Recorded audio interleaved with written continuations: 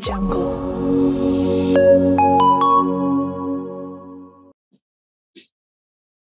Kelihatan slide saya? Kelihatan, Mas. Kelihatan. Oke, untuk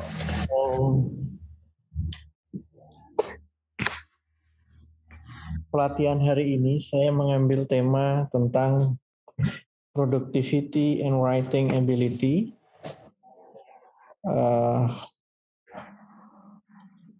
Saya lebih detail ingin menyampaikan tentang bagaimana menjadi mahasiswa yang produktif dan cara menulis yang efektif ya, berhasil, dan lebih spesifik tentang bagaimana tulisan itu terkait tentang jurnal ya, dan terakhir bagaimana kalau kita sudah punya tulisan menemukan jurnal target yang sesuai ya dengan tulisan kita. Pertama, sekarang saya di program studi MPI dan Managing Editor di Jurnal Pendidikan Islam FITK UIN Sunan Kalijaga. Adik-adik mahasiswa semua atau awardee beasiswa publikasi ilmiah program WD3, pertama tentunya saya ingin mengucapkan selamat. Anda semua telah berhasil atau lolos mengikuti program beasiswa ini. Harapannya goals-nya adalah artikelnya yang Anda ajukan dalam beasiswa ini bisa publish di jurnal sesuai dengan jurnal target. Kawan-kawan semua, saya ingin sedikit sharing bagaimana sebenarnya sih kita menjadi mahasiswa atau pribadi, orang, individu yang produktif itu. Saya terinspirasi apa yang disampaikan oleh Parkinson Law atau hukum Parkinson maksud saya. Juga ini erat kaitannya bagaimana kita menyelesaikan target-target kita, khususnya kalau dalam hal ini adalah bagaimana kita menyelesaikan tulisan artikel jurnal. Makanya tadi oleh Mas Ahmad Syafi'i selaku IO kegiatan ini menyampaikan ada deadline-deadline tertentu dalam menyelesaikan beasiswa ini. Nah, kawan-kawan, hukum Parkinson itu mengatakan bahwa pekerjaan kita itu akan menyesuaikan waktu yang kita targetkan. Maksudnya adalah kalau pekerjaan kita ini selesai dalam 2 hari atau 2 jam, mahasiswa ini selesai dalam 2 hari, maka ya kita beri deadline 2 hari. Nah, ketika kita semakin banyak memberikan waktu, tenggat waktu itu semakin banyak, sesungguhnya kita itu menghabiskan waktu. Jadi too much time sama dengan wasting time. Nah, ketika kita bijak ya, menentukan waktu yang efektif dengan waktu yang seminimal mungkin ya, sedikit waktu sesuai dengan target, maka itu adalah menjadi kita produktif. Karena less time itu sama dengan effective use of time. Saya kira seperti itu. Jadi mohon target 2 hari ini pekerjaan kita juga akan selesai. Nah, dalam menulis jurnal atau pekerjaan apapun, seperti di dalam jurnalnya Personality and Social Psychology, Attitude and Social Cognition, dengan judul artikel So What If the Clock Strike Scheduling Style, Control and Well-being, mengatakan bahwa ada 2 style dalam manajemen waktu. Style pertama adalah clock time based, berdasarkan waktu, dan yang kedua adalah event time based. Maka kegiatan kita ini kita harus menganalisis apakah masuk clock time based atau event time based. Maka kegiatan beasiswa publikasi ilmiah ini dapat dikategorikan event time based, tetapi penyelesaiannya bisa menggunakan clock time base. Memang kata Anne Laurseller ini dalam jurnalnya itu memang style ini memiliki kelebihan dan kekurangan masing-masing. Sesuai atau disesuaikan dengan goals kita atau jenis apa pekerjaan kita. Maka saya kira kok perpaduan antara event time, karena ini tentang beasiswa publikasi, tetapi juga dalam pengerjaannya kita menggunakan pendekatan clock time base atau berdasarkan waktu. Kira-kira itu kawan-kawan untuk pengantarnya. Nah, bagaimana sesungguhnya cara menulis artikel jurnal yang efektif?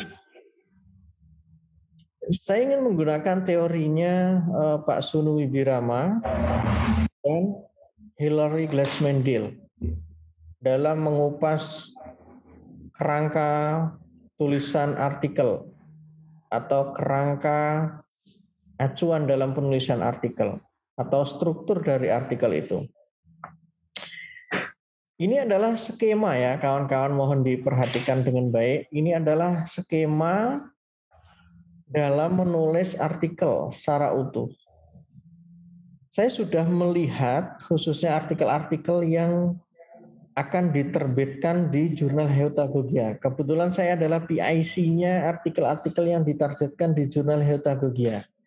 Ada beberapa artikel yang sudah cukup baik ya, meskipun ada beberapa perbaikan ya, mayor maupun minor ya, maupun yang fundamental. Tapi saya juga melihat artikel-artikel yang memang masih sangat jauh ya dalam tanda kutip sesuai dengan kerangka atau kriteria dalam penulisan artikel. Nanti akan saya kupas satu-satu ya, khususnya artikel-artikel yang di jurnal Heutagogia.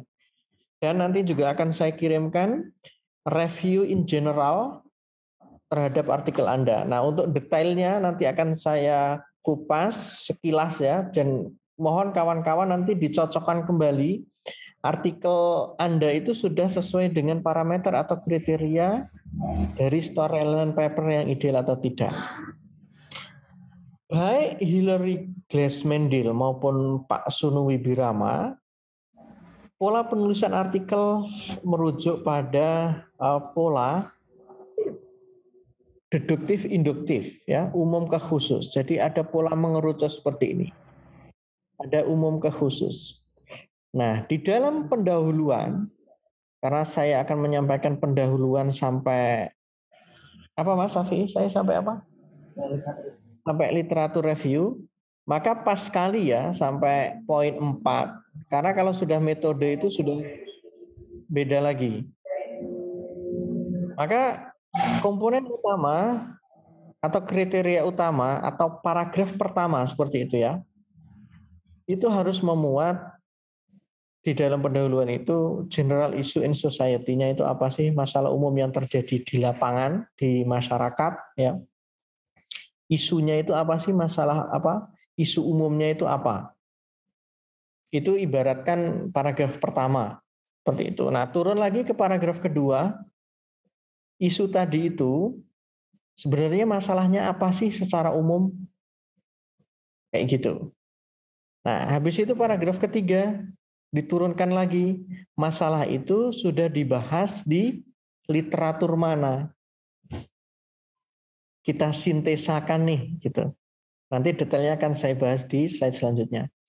Kemudian kalau sudah ketemu beberapa artikel sudah kita sintesakan, maka kemudian bisa kita temukan sebenarnya masalah penelitian saya itu di mana sih, bedanya dengan penelitian-penelitian sebelumnya, yang kemudian itu menjadi riset question kita dan signifikansi penelitian kita.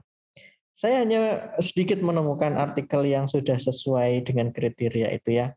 Nah, kalau sudah maka dicari nih metodenya atau solusinya dengan metode apa yang sesuai untuk memecahkan masalah tersebut.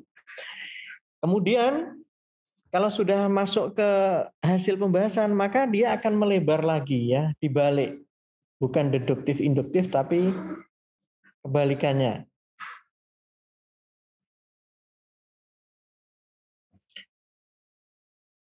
Maka selanjutnya ketika sudah metode yang digunakan sudah ketemu, maka setelah dilakukan penelitian, maka dirumuskan hasil penelitiannya. Hasilnya itu seperti apa.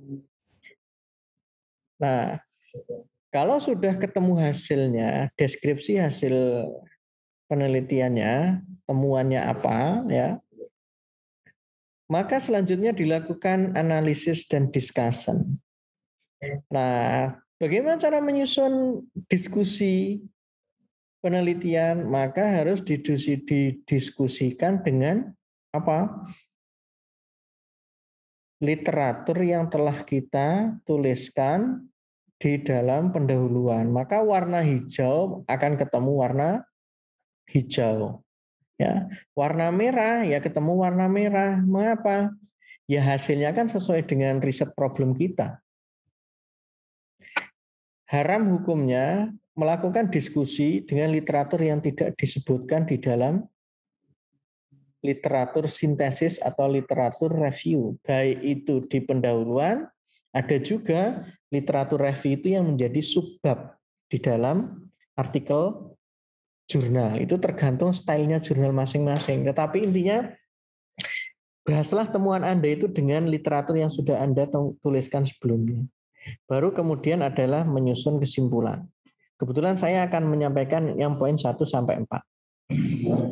Sama Hilary Glassman Bill itu dalam bukunya Science Research Writing for Non-Native Speaker of English itu, kalau dia diawali ada gambaran abstrak, kemudian introduction nih, umum ke khusus, deduktif ya. Kalau sudah ke sini baru induktif. Nah, metodologi sama hasil itu memang berbeda dengan tidak menjadi bagian atau komponen yang deduktif. Seperti itu. Jadi bisa dipahami ya polanya itu. Rata-rata memang artikel kita menggunakan paradigma deduktif. Kemudian kalau selesai dari metode maka menggunakan induktif. Sama seperti itu. Nah, mari kita bahas satu persatu. Sebenarnya apa sih komponen di general issue, general problem, literatur sintesis, research problem itu. Nah, sebelum ke pembahasan ini kawan-kawan, saya ingin merekomendasikan buku metode penelitian yang luar biasa bagus ya, dan sering dikutip oleh beberapa ahli, dan memang buku ini diterbitkan oleh penerbit yang luar biasa. Nama bukunya Research Method in Education, penulisnya Louis Cohen, Lawrence Mannion, and Keith Morrison ya, edisi ke-8. Nanti kalau memang ada yang ingin bisa saya kirimkan di grup WA, atau kalian kan tadi sama Mas Safi sudah diberikan pencerahan tentang bagaimana mencari sumber-sumber referensi secara elektronik, dan ini juga bisa kalian download dengan sangat mudah. Ya. Jadi bukunya referensinya itu jangan cuma Suharsimi Arikunto, Sugiono, dan sebagainya itu. Jadi levelnya itu harus naik ya. Apalagi kalau mau menulis di jurnal internasional yang bereputasi. Bukan berarti Pak Sugiono Suharsimi tidak baik begitu, enggak. Cuman sesuai ya skopnya. Kalau kita ingin mencapai di jurnal internasional ya referensinya yang sudah diakui secara internasional atau sering diadopsi oleh para autor. Nah, bagaimana cara membuat pendahuluan? Maka saya awali bagaimana cara menyusun judul yang baik. Menyusun judul yang baik artikel ya. Maka kalau tadi saya ingin mencoba mengulas misalnya ada artikel yang judulnya itu solusi terhadap problematika PAI di sekolah. Nah, solusinya apa kan begitu pertanyaannya. Judulnya itu terlalu umum kayak judul makalah, kayak judul di berita-berita. Maka judul yang ideal itu harus memuat 3 kriteria. Kriteria pertama seperti yang disampaikan oleh Pak Agus Wibowo, judul itu harus ringkas, konsis, ya, akurat, dan informatif. Sedangkan menurut Pak Wibirama, judul itu sama, memuat 3 kriteria, harus ada metodenya, ada tujuan penelitiannya, riset objektif, dan ada object of research, ya, lokasi penelitiannya misalnya. Dan judul dapat berupa pertanyaan atau pernyataan yang menarik perhatian pembaca. Jadi judul itu tidak harus sebuah pernyataan, ya, tetapi juga bisa pertanyaan yang mengundang perhatian pembaca. Jadi misal ada judul begini, Does Entrepreneurship Education Promote Student Entrepreneurial Intention? Kayak gitu. Apakah pendidikan kewirausahaan itu dapat mempromosikan minat kewirausahaan siswa? Gitu. Jadi orang itu sebenarnya apa sih? Apa betul sih pendidikan kewirausahaan itu dapat meningkatkan minat kewirausahaan atau jiwa kewirausahaan siswa? Nah, bisa seperti itu. Dan memang menarik, ya. Terus ada judul yang ada subjudul, ada main title dan subtitlenya. Misalnya investigating the determinant of academic entrepreneurial intention, evidence from Indonesia. Jadi mengidentifikasi apa sih faktor yang menentukan minat akademik kewirausahaan siswa itu belajar dari fakta dari Indonesia, evidence from Indonesia. Seperti itu. Juga misalnya Islamic Education System in Singapore. Jadi kita ingin melihat bagaimana sistem pendidikan Islam di Singapura, isu-isu terkini dan tantangan terkini. Itu bisa menggunakan pola-pola seperti itu. Kalau lebih general, ya, kepemimpinan sekolah dalam situasi krisis COVID-19 di Indonesia. Di Indonesia itu memuat objek of penelitian. Jadi objek penelitiannya di Indonesia, tujuannya itu mengetahui kepemimpinan sekolah di dalam situasi krisis COVID-19 di Indonesia. Kira-kira seperti itu cara membuat judul. Jadi tolong dipahami teori cara membuat judul dan dipadukan dengan artikel-artikel yang bagus di jurnal bereputasi internasional. Itu judulnya seperti apa sih? Kemudian kalian ambil modifikasi atau kalian ambil pelajarannya seperti itu. Jadi jangan asal menuliskan judul sesuai dengan selera kita. Oke, itu cara membuat judul. Kemudian cara menulis abstrak. Saya melihat tadi ada beberapa abstrak yang cukup baik, ada yang biasa-biasa, ada yang masih dasar sekali. Komponen abstrak menurut Pak Sunu Wibirama itu ada 5. Ibaratnya kalimat pertama itu harus memuat tadi itu. Apa sih masalah secara umum dalam penelitian Anda? Kemudian spesifik problemnya itu apa, ya, riset gap. Jadi kan ada literatur review tadi yang Anda tuliskan di pendahuluan seharusnya.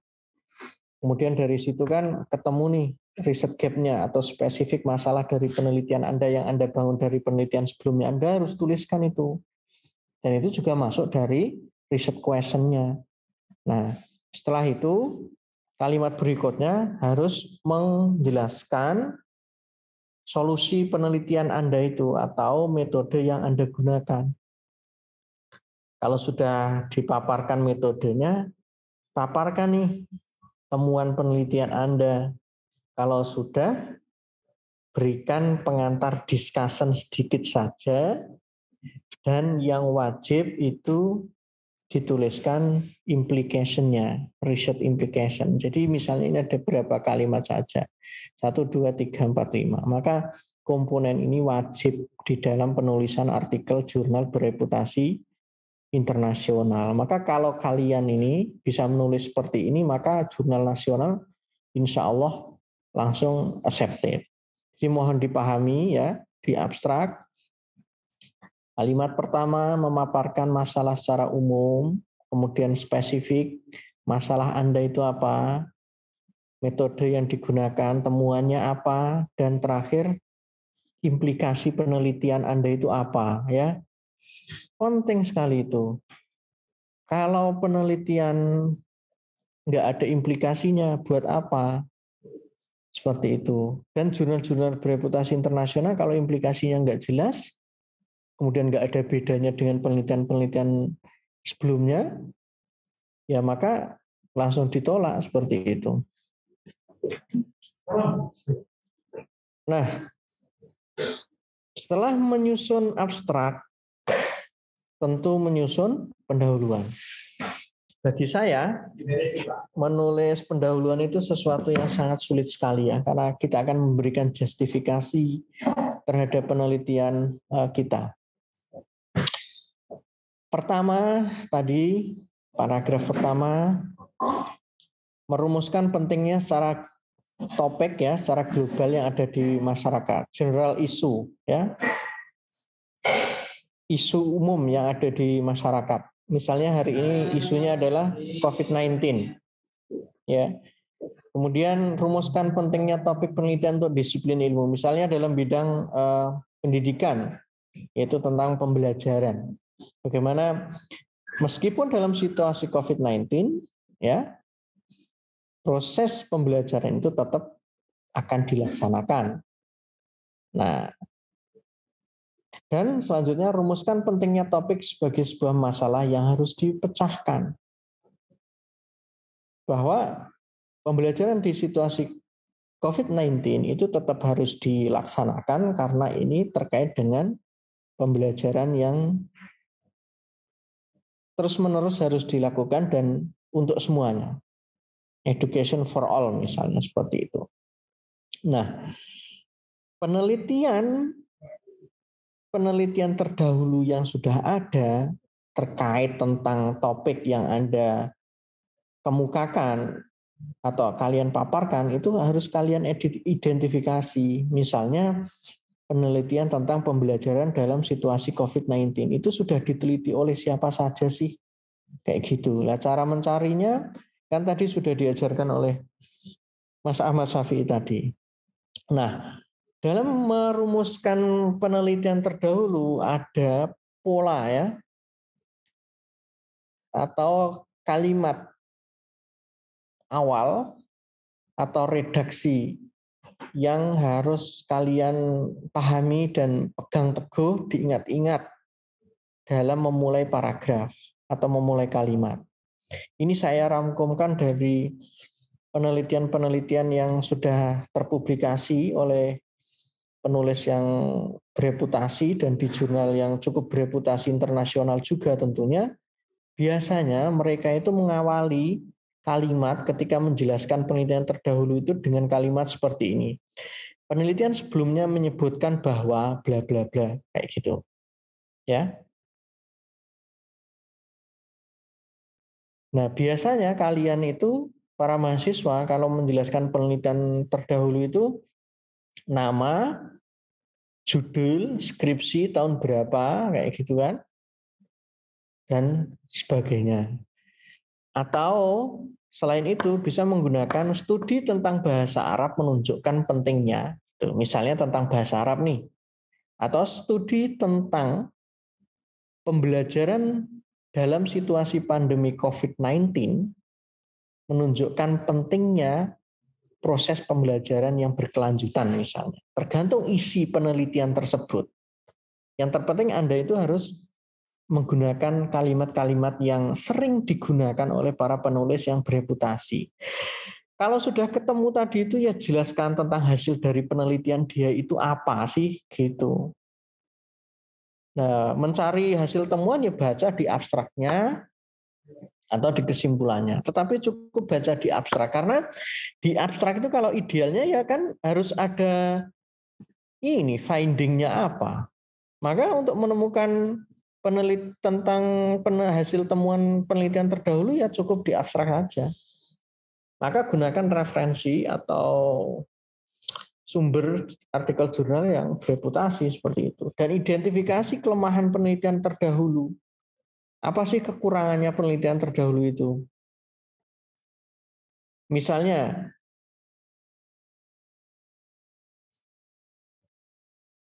dia itu dalam kajiannya itu belum banyak membahas tentang metode pembelajarannya misalnya kayak gitu. Misalnya Ya tadi itu pembelajaran dalam situasi COVID-19 ya, dia belum mengemukakan metode yang ideal itu yang seperti apa sih? Apakah blended learning ya, combine antara luring dan daring, apa full online? Nah, kayak gitu. Nah, dengan menggunakan kalimat apa? Kalau kesenjangan, artinya apa? Kesenjangan ya, riset gap tadi itu. Karena kan kesenjangan itu kan menunjukkan ketidaksepakatan, ketidakcukup setujuan ya dengan hasil penelitian sebelumnya. Ketidaksepakatan kita itu atau tidak setuju itu, itulah penelitian yang akan kita lakukan. Maka gunakan kalimat contradiction ya. Namun demikian ya, akan tetapi masih belum banyak pembahasan tentang metode pembelajaran dalam situasi COVID-19. Seperti itu. Nah, setelah itu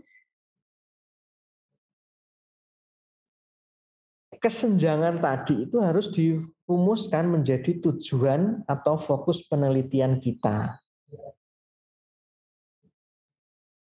Kekurangan dari penelitian-penelitian sebelumnya itu. Dan di paragraf terakhir atau kalimat terakhir tunjukkan nih urgensi atau kebaruan penelitian saudara itu. Pentingnya penelitian kita itu apa sih kayak gitu. Nah, gunakan kalimat penelitian ini memberikan penajaman pada apa? Berarti kan tadi memberikan penajaman pada metode pembelajaran dalam situasi COVID-19.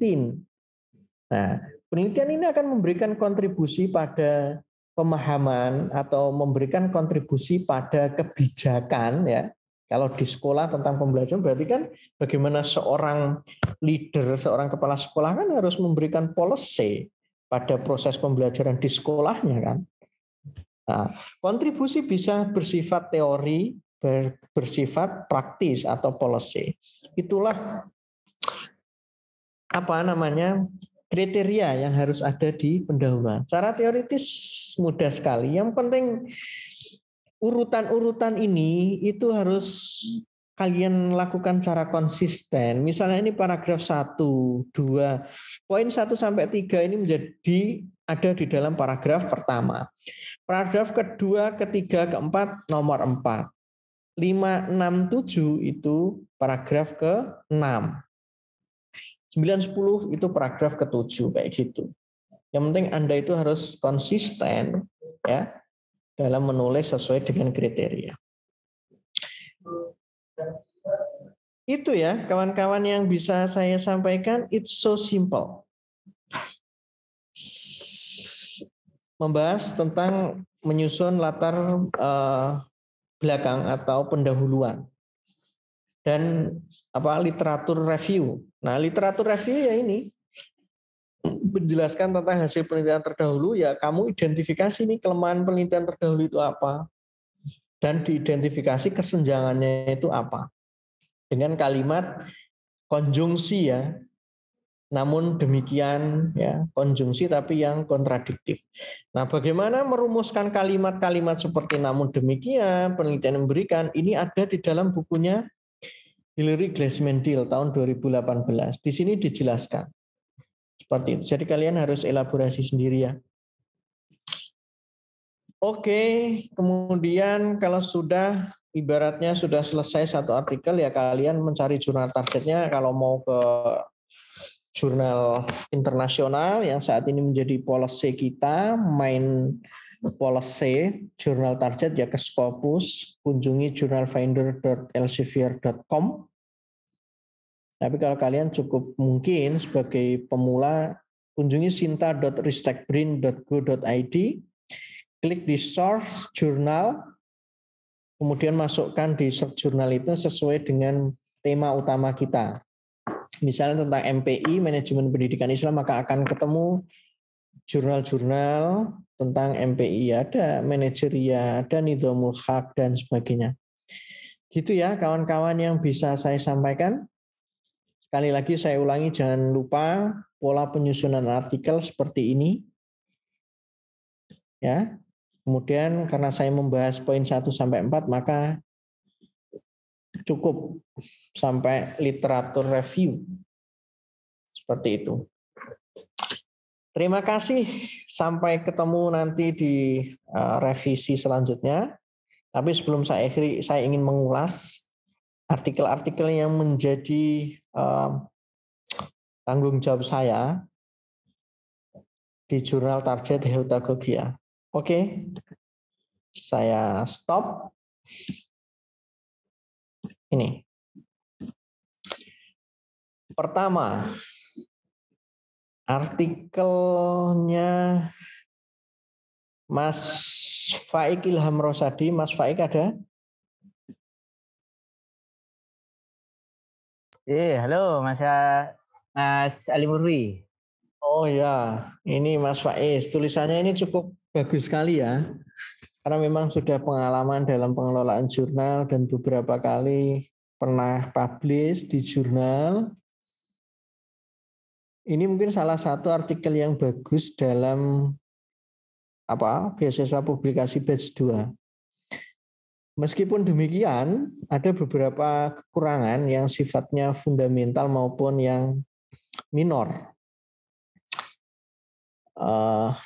Ini karena terjadi jurnal Heutagogia, mungkin abstraknya harus pakai bahasa Indonesia.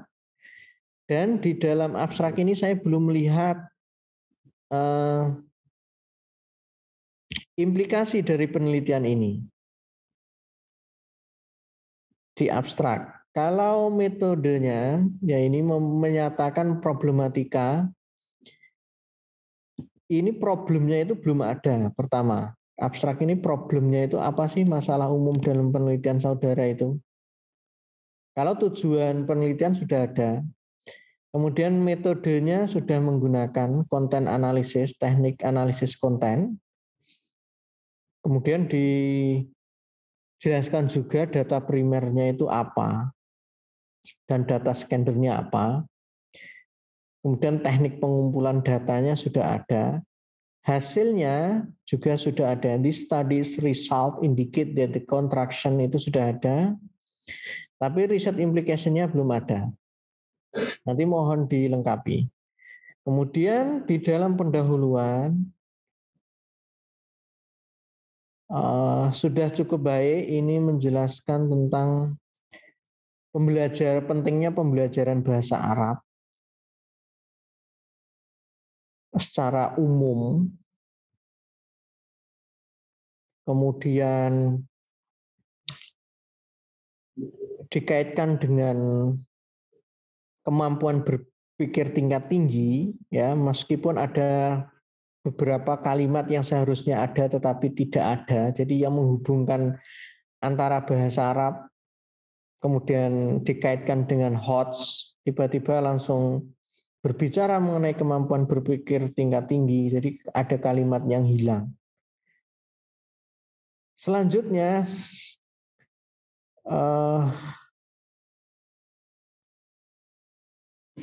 tidak ada literatur review. Mas Faik hanya menjelaskan pentingnya bahasa Arab. Tetapi tidak menjelaskan penelitian terdahulu yang sejenis dengan penelitian Anda. Seharusnya menggunakan kalimat seperti tadi. Penelitian sebelumnya tentang kayak gitu, itu harus ada karena untuk mencari riset gap atau fokus penelitian Anda itu apa.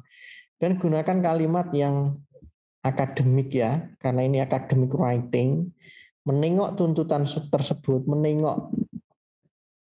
Nah, kalau menengok itu kalau nanti dipublikasikan di jurnal internasional, itu diterjemahkan bagaimana? Menengok ya. Oke, itu aja. Kemudian di sini paragraf terakhir Mas Faik, pentingnya sudah ada, signifikansinya ya, sudah cukup bagus. Cuma penajaman pada kebaruan penelitian Anda itu harus diuraikan lebih lanjut ya. Ini sudah ada literatur kerangka teorinya tentang HOTS. Mungkin ini diberikan subjudul ya Mas Faik. HOTS in Education. harus dikaitkan dengan penelitian atau fokus penelitian Anda. Tingkatan HOTS itu mungkin bisa digabung dengan teori HOTS secara umum dalam bidang pendidikan. Oke, secara umum bagus ini. Kemudian metode. Nah ini metodenya ini yang nggak jelas. Kenapa nggak jelas? Penelitian ini merupakan penelitian kepustakaan dengan metode analisis konten. Kata siapa? Nggak ada referensinya. Ini fatal ya dalam penulisan artikel jurnal, khususnya bereputasi internasional. Seharusnya disebutkan referensinya. Dan apakah benar konten analisis itu menjadi bagian atau metode dari library research? Maka rujuk metode yang sudah mapan. Dan metode analisis kontennya ini juga menurut siapa dan operasionalnya itu seperti apa. Misalnya kalau konten analisis yang Chahart Berelson itu kan ada konten analisis dibagi menjadi dua, analisis kejelasan isi dan makna yang tersembunyi. Misalnya bisa menggunakan teori itulah. Analisis kejelasan isi itu untuk menganalisis yang bagian mana. Kemudian kalau makna yang tersembunyi menggunakan operasionalnya untuk mengidentifikasi yang bagian mana dari penelitian Anda itu. Pokoknya disebutkan sumbernya. Nah, ini tiba-tiba langsung ke discussion. Seharusnya kalau memang Anda ingin menggabungkan hasil penelitian dan pembahasan, itu kalimatnya ya result and discussion. Jangan tiba-tiba langsung discussion, karena harus dipaparkan hasilnya dulu. Tetapi ini sebenarnya mungkin karena subnya aja yang kurang lengkap, result and discussion. Tapi kalau isinya Anda sudah menyampaikan temuannya ya dengan baik. Nah, ini bagus ya karena ada deskriptif analisis maupun kuantitatif support data ya. Di sini dipaparkan berapa temuannya. Nah, mungkin yang lampiran ini justru ada di pembahasan, ada temuan. Ini appendiknya, bagian bukunya apa ini. Nah, kalau menyusun kesimpulan ya ada caranya tersendiri. Oke, itu Mas Faik. Terima kasih, ini cukup artikel yang cukup bagus ya. Meskipun ada beberapa hal yang perlu diperbaiki. Selanjutnya, Mas Syafi'i mohon izin, Mas Ali mohon izin menyampaikan sedikit Mas Ali. iya. Ini kan sebetulnya hasil dari tesis saya kemarin sebetulnya. Awalnya memang akan saya arahkan untuk heterogogia atau ikut sertakan dalam beasiswa publikasi. Namun beberapa saat lalu ternyata dospin saya, Dr. Muhajir itu menghubungi artikel ini. Jadi kan kemarin sempat ditanya apakah sudah dialihkan ke dalam bentuk jurnal. Sudah Ustadz. Nah jurnal inilah yang coba saya kirim karena ini kan bimbingan beliau. Nah ternyata kemudian beliau hendak mengirimkan ke UKM, Universitas Kebangsaan Malaysia. Itu kata beliau. Tapi ini kan sudah saya kirim dulu ke sini ke beasiswa dan saya belum mengarahkan untuk ke heterogogia waktu itu sebenarnya. Jadi saya ikutkan ke sini, tapi tujuannya kan memang saya belum ngerti akan kemana gitu. Nah nampaknya dosping itu Dr. Muhajir hendak menginginkannya untuk ke UKM gitu. Dan ini makanya ini saya rombak lagi tadi termasuk saran-saran Mas Ali sudah saya perbaiki terkait halnya beberapa parafrase yang kurang, legasinya kurang begitu, saya sudah perkuat gitu. Ini gimana baiknya Mas Ali Mursi? Sebenarnya kemarin itu waktu ngisi form itu Mas Syafi'i kan sudah membuat pertanyaan apakah artikel ini sudah atau sedang akan dikirim ke jurnal lain. Maka ketika artikel itu sudah dikirim atau sedang akan, maka tidak diloloskan karena nanti akan double submit dan itu melanggar kode etik ya, apalagi sampai double publikasi. Nanti tinggal Mas Faik aja gimana komunikasinya dengan Kang Muhajir ya. Apakah ingin di UKM atau tetap di Heutagogia. Maka secepatnya diambil keputusan. Kalau memang ke UKM ya proses ini tidak dilanjutkan. Tetapi kalau mau di Heutagogia ya Mas Faik harus memenuhi langkah-langkah yang ditetapkan oleh panitia sampai nanti publish di jurnal target. Karena ini kan dari kami memang kita prioritaskan di jurnal Heutagogia yang sesuai dengan aims dan scope artikel saudara kayak gitu. Sebelumnya mohon maaf Mas Ali, karena memang yang saya sampaikan tadi saat saya submit itu belum ada gitu loh, belum ada obrolan dengan Ustadz Muhajir. Gitu. Jadi ketika sudah submit malah dijapri saya. Nah saat itu juga saya langsung membuat artikel tersendiri untuk Heutagogia, jadi sudah jadi alhamdulillah. Modelnya sama tapi literatur review model, saya sistematis. Dan nanti mungkin bisa tak sampaikan yang satu saja Mas Ali. Kira-kira bagaimana? Gitu juga bisa ya. Untuk apa? Substitusi artikel atau di split kayak gitu ya bisa. Oke, matur nuwun Mas Ali, mohon maaf sebelumnya. Oke, selanjutnya Mbak Yuni Permatasari binti Iswatun Hasanah. Solusi terhadap problematika PI di sekolah. Solusinya apa? Misalnya solusi terhadap problematika sekolah, kurikulum, terus sarana prasarana dan kepemimpinan misalnya kayak gitu. Ada subjudulnya. Nah ini sudah memenuhi ya, penelitian di latar belakangi sudah ada. Untuk itu penelitian tujuannya sudah bagus. Metode sudah ada, tekniknya sudah ada. Implikasinya yang belum ada. Ya. Kemudian pendahuluannya ini yang enggak sesuai sama sekali ya. Diperbaiki ini masih jauh sekali. Nanti dibaca lagi yang di slide tadi. Metodenya jangan Sugiono ya. Diimprovisasi lagi. Kemudian kisi-kisi wawancaranya. Karena menggunakan wawancara, disampaikan wawancaranya. Hasil penelitian. Dan jangan poin-poin gini ya kalau artikel jurnal, lebih kepada naratif.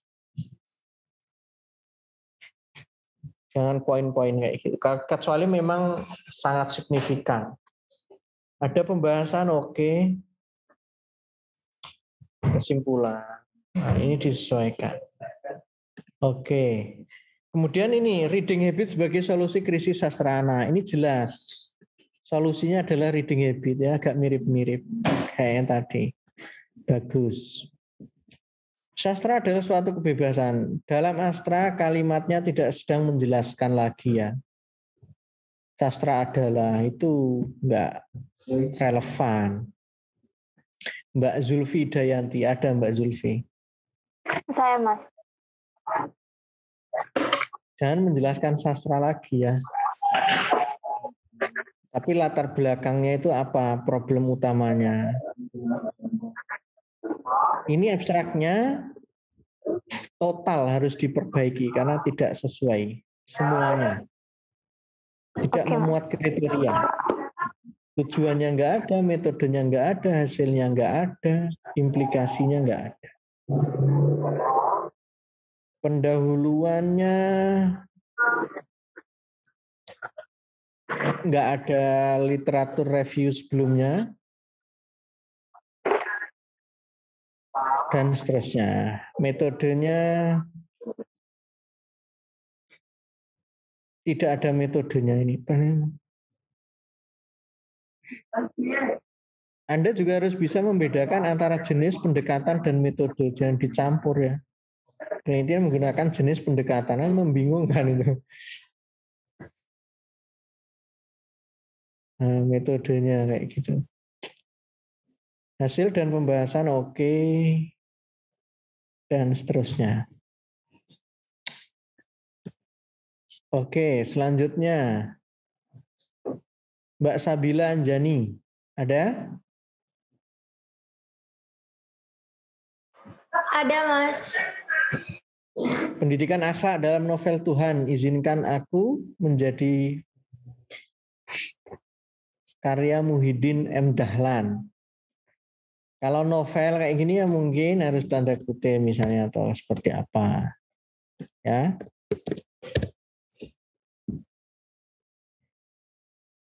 Langsung bertujuan udah bagus, tapi latar belakangnya nggak ada. Metodenya sudah ada. Kalimat temuan penelitian belum ada. Kalau abstrak nggak perlu dituliskan, penulis memberikan kesimpulannya di bawah itu sebelum referensi. Ya, habis metode temuan baru novelty atau implikasinya. Pendahuluan. Tidak usah menjelaskan lagi pendidikan sebagai usaha sadar dan terencana dalam undang-undang Sisdiknas kayak gitu ya. Tidak sedang belajar lagi kan. Pendidikan merupakan usaha manusia, enggak. Tapi problemnya itu apa sih hari ini itu? Masalah umumnya itu apa? Isu umumnya apa? Masalah umumnya itu apa? Sudah dibahas dalam literatur mana saja? Dan pentingnya pembelajaran melalui sumber bacaan ya, bahan ajar, buku bacaan. Kemudian nanti dikaitkan dengan novel, maka ketemulah alur itu. Pentingnya novel itu tentang Tuhan izinkan aku menjadi ustazah misalnya. Nida Karini seorang mahasiswi di salah satu, enggak di situ tempatnya, di hasil atau di discussion. Kemudian tujuannya kurang tajam, novelty-nya apa, metodenya diperbaiki ya. Mungkin bisa kayak Mas Faik menggunakan konten analisis dengan analisis kejelasan isi, makna yang tersembunyi kayak novel itu kan terkait tentang makna juga kan. Gunakan metode yang sudah mapan. Khotibah orang iki sopo? Mandalis itu tahun 99, referensi yang bagus ya 3 tahun, 5 tahun terakhir. Kecuali yang referensi utama. Kemudian pembahasan. Jangan di poin-poin ya kalau memang tidak cukup penting. Nah, kesimpulannya juga jangan di poin tapi dinarasikan. Ini kan kayak skripsi. Nah, ini. Sedangkan akad meliputi 1, 2, tapi dinarasikan dalam teks paragraf. Oke ya, Mbak. Selanjutnya. Baik, Mas. Terima kasih. Ragil Dian Purnama Putri ya, ada hubungan apa dengan Pak Sigit Purnama? Iya, ada. Iya. Oke, menanamkan nilai akhlak pada anak didik dalam pendidikan Islam. Akhlak adalah abstraknya, nggak perlu begitu lagi, tapi langsung problemnya apa? Tujuan penelitian Anda apa? Metode sudah ada, hasilnya nggak tahu di mana, implikasinya nggak ada. Pendahuluan akhlak adalah permasalahan, nggak. Oh iya, ini kalau ini benar. Akhlak adalah permasalahan yang sering dihadapi dalam pendidikan anak karena berhubungan dengan persoalan tingkah laku manusia. Referensinya sebutkan, masa ini kalimatmu sendiri. Sampai beberapa paragraf nggak ngutip. Sebutkan sumber referensinya. Oh, kok cuma segini pendahuluannya? nggak ada literatur review-nya. Wah, nggak ada literatur review, nggak ada novelty-nya apa, nggak mengulas lagi tujuannya apa. Metode penulisan, metode penelitian. Nulis kalau metode penulisan ya pakai Microsoft Word. Metode penelitian, ini nggak ada referensinya. Macam-macam ini nggak ada referensinya. Hasil dan pembahasan, pengertian akhlak kok. Hasil dan pembahasan.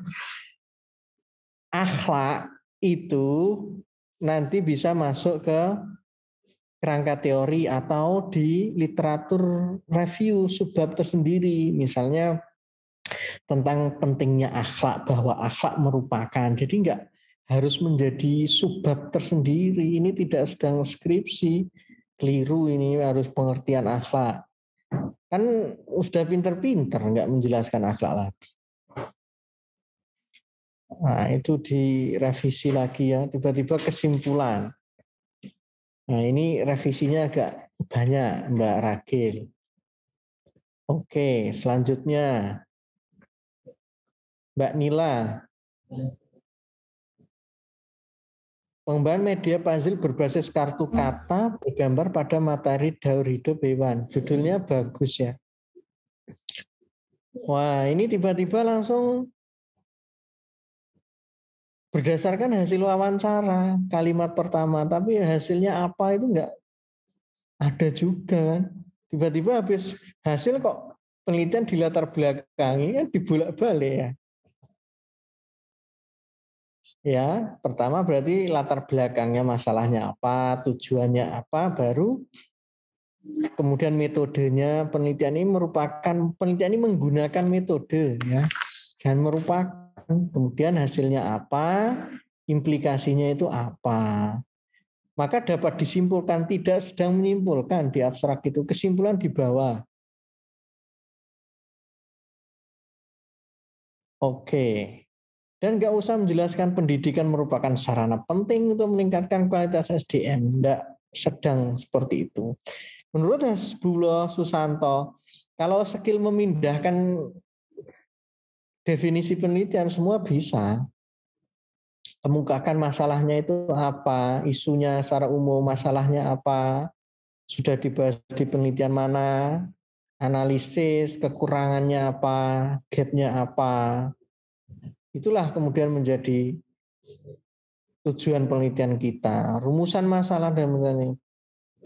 Oke, ini sudah ada di kalimat terakhir, tapi diperbaiki lagi kalimatnya. Metodenya RNB kan ini ya. Bagus ini, tapi jangan Sugiono lagi.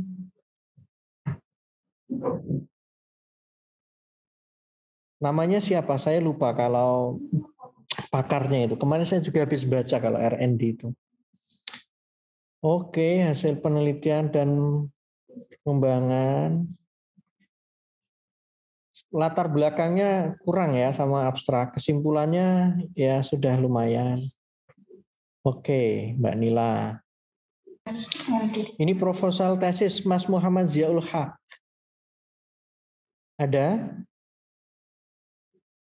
Ya. Nanti diperbaiki format jurnal Heutegogia dulu ya, baru saya komentari, saya review. Karena kalau proposal nanti ke Kaprodi ya, atau Sekprodi. Ya. Kemudian Bu Wiji, ini Mas Mahfud Sakroni ya? Ada Mas Mahfud? Mas Mahfud nggak ada ya? Kalau Bu Wiji kan dosen. Terus Mbak Lola Fadila. Ada Mbak Lola? Tadi ada ya katanya.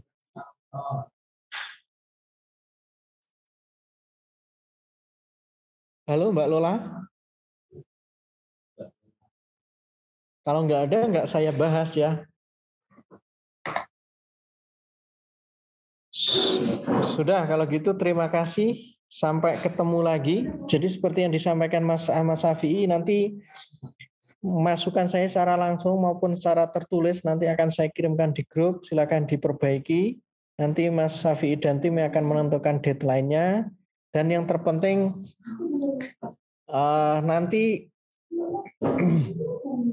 disesuaikan dengan template jurnal heotogogia. Salah satu pengelolanya adalah Mas Faik ya. Nanti template-nya saya kirim, kalau nggak ada tanya Mas Faik. Nanti kalau sudah selesai revisi di-submit dan nanti berhubungan langsung dengan pengelolanya, kita sebagai panitia hanya mengawal ya sampai semoga terbit. Terima kasih teman-teman semua. Mohon maaf tentunya banyak kata yang kurang berkenan ya karena saya mereview secara tajam barangkali. Mohon jangan dimasukkan di dalam hati saudara-saudara semua. Dan itu sebenarnya belum seberapa ya. Itu masih soft. Nah, nanti kalau ketemu reviewer yang kejam, wah bisa baper ini nggak mau nulis lagi. Tapi ini adalah bagian dari proses ya menuju yang lebih baik. Terima kasih. Wallahul muwaffiq ila aqwamit thoriq. Wassalamualaikum warahmatullahi wabarakatuh. Waalaikumsalam warahmatullahi wabarakatuh. Waalaikumsalam warahmatullahi wabarakatuh.